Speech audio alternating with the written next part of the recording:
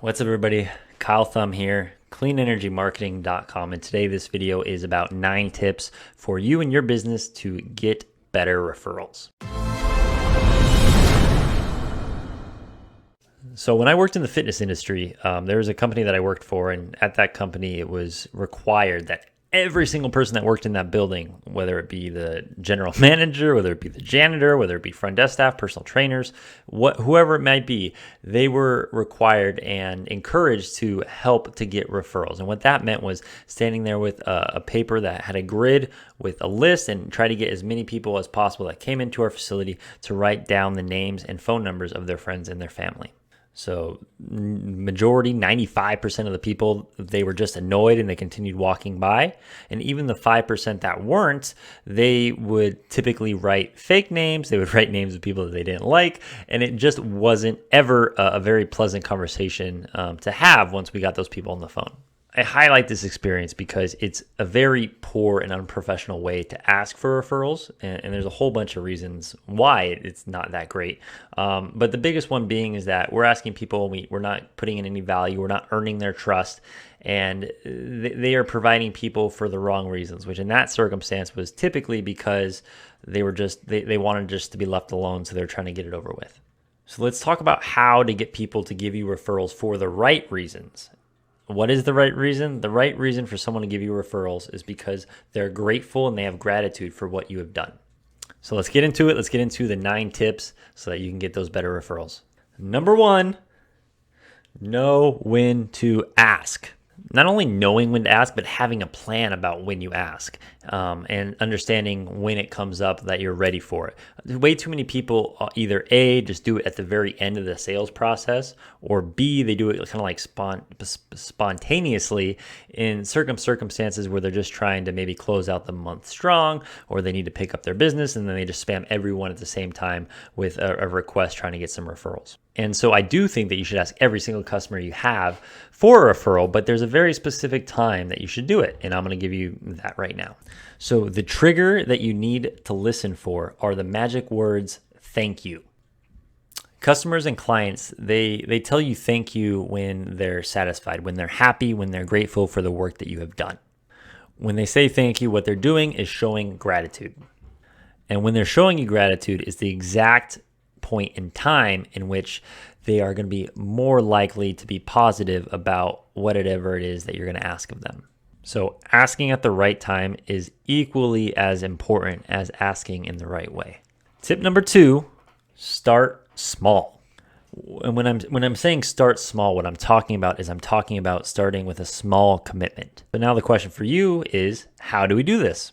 And it's actually super easy. But before I tell you, can you do me a small favor and hit that subscribe button down below? So now that you've done that, I actually used the very powerful phrase which allows us to start small. Did you catch it? So the phrase itself was, can you do me a small favor? Super easy, super smooth, super simple. And the reason we like that is because we know we have a pretty darn good feeling what the response is going to be. We're controlling the conversation, so we're able to anticipate and plan. 99% of the time, they're going to either say yes or they might say it depends. Regardless, once we have asked that and we're seeking permission, we're in a better position to ask them for a referral or to ask them for anything. This is a very important step that a lot of people miss, and it's super important that we ask for permission to ask for the referral. This provides us with a strategy rather than just shooting in the dark.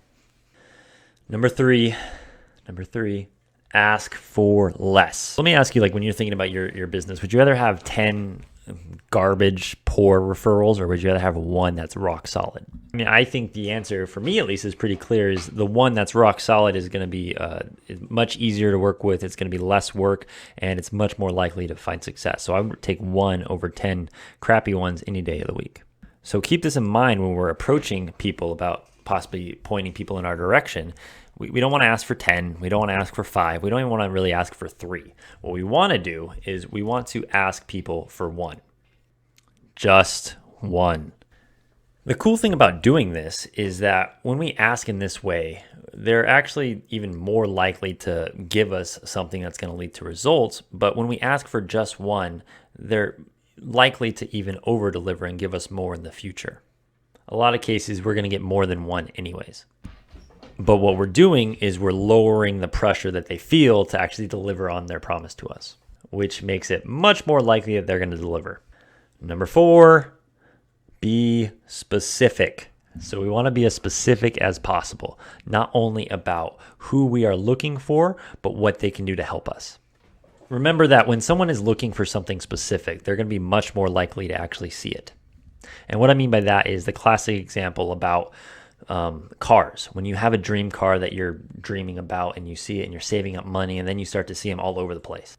They were always there, but the reason you're seeing them all over the place is because you know exactly what you're looking for. That is what we have to provide our customers and our clients who might be sending people our way. We have to give them exactly what it is that we are looking for.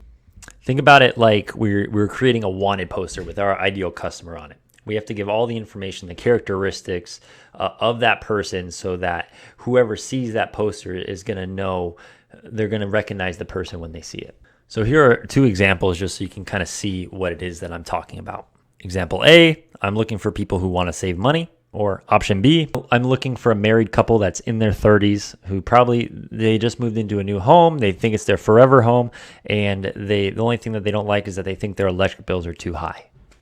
So notice that by providing more context and providing more description, all we're really doing is we're making it more likely that they're going to think of a specific person.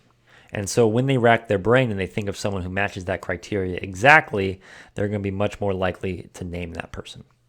So super important, be specific. I underlined it in blue because it's probably one of the most important ones on here, and it kind of goes along with everything else as well. Number 5, reward them. So if people are helping you, you want to find ways to reward them. One thing that I put here is that this is secondary. And what I mean by that is we don't want the primary reason that someone's giving us a referral to be that they're looking for the reward. We want this to be a secondary reason because the primary reason is we want them to show thanks and show gratitude to us. Way too often we see people who are out there and they're obviously desperate for referrals. They're trying to say, oh, I'll give you $1,000, I'll give you $1,500. So I want to be clear, compensating people for referrals is awesome, but it just should not be the primary motivating factor, which means we want customers who like you, you want customers who trust you, and you want them to help you because they like you. Compensating them or rewarding them should be a cherry on top. It shouldn't be the entire ice cream. Number 6, make it easy. What we're really looking to do is we want to help them to help us to help others. And so in order for us to do that, we have to make it easy for them. And what that means is we want to provide them with the blueprint and the things that they need to take the next steps in order to help us. People that like you want to help you as much as possible, but the majority of us, we have hundreds and hundreds of people in our network, and they just aren't able to help us because they don't know exactly what the steps would be for them to help us. So give them everything you need. One of the things I do is sometimes I even provide people with email templates or text message templates that kind of say, hey, well, this is kind of the way I would approach the conversation. Remember that people are busy. Remember that people don't like awkward conversations. We have to make it easy for them, and we have to help them out in any way that we can. Number 7 is next action. So I drew this little calendar right here. I thought it was going to look more like a calendar, but so that's there to say schedule next action. So when we're entering this conversation, we want to ask the person that we're talking to, what is the name of the person and when do they expect that they're going to talk to that person next? Once we get that information, we want to make sure that we can get them to commit to 3 different things. A, sharing with their friend their experience of working with us. B, asking their friend if they would be open to hopping on a call or meeting. And C, we want to make sure that they commit to keeping us updated and getting back to us once they have a response. So once they've agreed to talk to their friend, what we want to do is we want to schedule a time to follow up with them. And that is our next action. If Bob is going to talk to his friend or he plans on seeing his friend again next Wednesday, we would probably plan on checking in with him on Thursday or Friday of that week and seeing how it went. Just super important that we want to make sure that we schedule a follow-up so that we're able to get back to them and get an answer to hopefully what it is that they discussed. Number 8, no contact info. So this one is a little bit different, and there's probably a lot of different thoughts on this, but in my opinion, in my advice, which is this video, I would not ask for the contact info. One little caveat I would say is at least not at first. The reason for this is when your customers are able to vouch for you and have that start that conversation on your behalf, it's just a much more pleasant conversation to have. Those are the referrals that end up being kind of slam dunks, and those are the types of referrals that we want to try to focus on getting as many as possible of. If your customer is too busy and they keep forgetting the conversation and they keep dropping the ball, at that point, I might ask for the contact information, but I would also want to ask for permission to contact their friend. So rule number 8, don't ask for contact information. At least don't ask for contact information first. Number 9, always follow up. No pressure, no desperation. When you schedule your follow-up with your customer, with your client, you want to make sure that you follow up, but you don't want to seem desperate, and you definitely don't want to put any pressure on them. So there you have it. 9 tips on how to get better referrals. Yes, I changed clothes because what I've done is I've decided afterwards that I'm going to break this into 2 different videos. So I'm going to kind of film the second half of this video where I kind of provide you with the scripts of how we put this all together. But just to recap, here are the 9 tips to get more referrals. Is number 1, know when to ask. We want to ask when they're expressing thanks, when they're expressing gratitude. That is the moment where we can ask them for a favor. And we want to make sure that when we ask them, we're going to start small. So that's the, can you do me a small favor? People, especially if they are experiencing gratitude, they're going to say yes to that 99% of the time. We're going to ask for less. That means we're not going to ask for 10. We're not going to ask for 5. We're not going to ask for 3. We're going to ask for 1 person.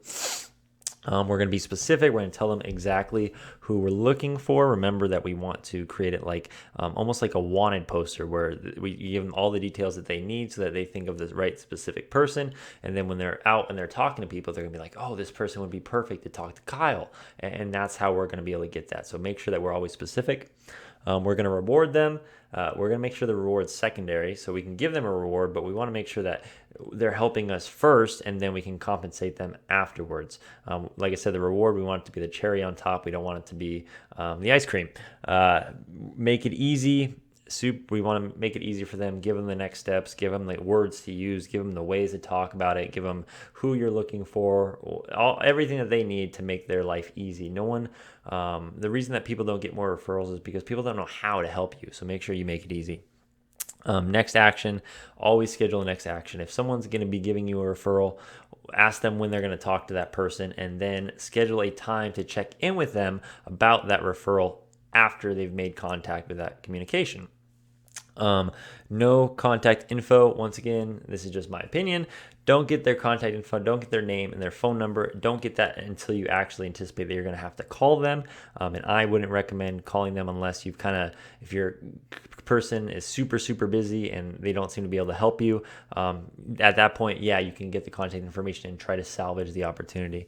And then 9, always follow up. So once again, schedule the next action and then always follow up when we're supposed to. So if we schedule the next action because they're going to talk to Steve, we want to make sure that we're following up after they've talked to Steve and getting updates on it. That's going to hold them accountable. It's going to make sure that we don't lose those referrals and that we keep everything churning. And then when we follow up, we want to make sure that we're not doing it with pressure and that we're definitely not desperate. One of the biggest mistakes I think people have is they go to the people for referrals when they're kind of desperate for new sales, and they can sense that they come across that because it's just not the right time, which goes back to number 1. And so great. So there you guys have it. And now the next video is going to be great because I'm actually going to give you some examples of the script that I would use that puts all of this together. So thank you guys so much. In order to find that second video, make sure to hit that subscribe button, and I'll see you guys again soon.